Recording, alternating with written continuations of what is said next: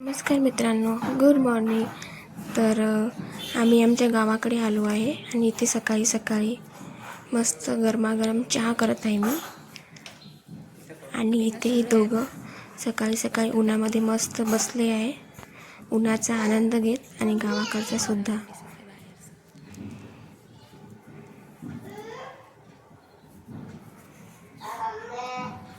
इथे एक कप चहा सुद्धा खूप स्पेशल असतो.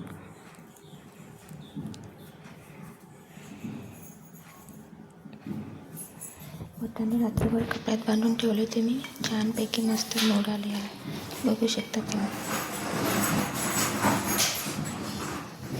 मटकी पण कपड्यामध्ये का बांधून ठेवली होती मी, ह्याला पण छानपैकी मस्त मोड आले बघा. तर आता आज करायचं आहे मला वटाणे रस्सा आणि त्यापैकी वटाणे उकळायला टाकले मी, कारण की मला रस्सा पोहे करायचे आहे व त्याचीच तयारी करत आहे. बाहेर किती छान असं वातावरण दिसत आहे गावाकडचं, मस्तपैकी ऊन पडलं होतं आणि खूप शांतता अशी वाटत होती. इथे हे आमचं मंदिर आहे सोपीनाथ महाराजचं, जे आमचं कुलदैवत आहे. आमच्या घरातून मंदिर पूर्ण दिसते. इथे छानपैकी मस्त मी पोहे करून घेतले. आता हा जो वटाण्याचा रस्सा आहे तोच करायचा बाकी आहे. वटाणे उकळले थोडेफार. हे बघा मस्तपैकी वटाणे रस्सा पण तयार केला मी.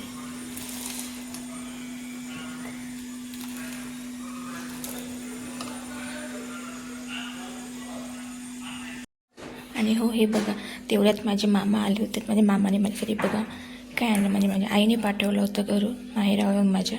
हे बघा माझ्या बाळासाठी चिप्स, कुरकुरे आणि माझ्यासाठी बघूया काय पाठवलं. अरे बापरे, भाकर, ठेचा.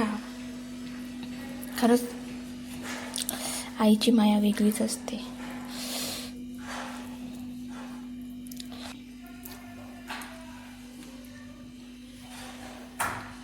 काय याच्यामध्ये बघूया काय.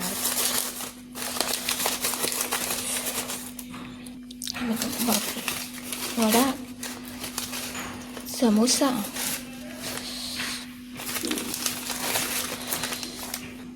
फळं पाठवलं होती माझ्या आईसाठी माझ्या बाळाला. त्याला ॲपल, मोसंबी खूप आवडतात, म्हणून त्याच्यासाठी आठवणीनं नेहमी ॲपल, मोसंबी घेऊन येत असतात. खरंच माहेरचं सुख काही वेगळंच असते की नाही.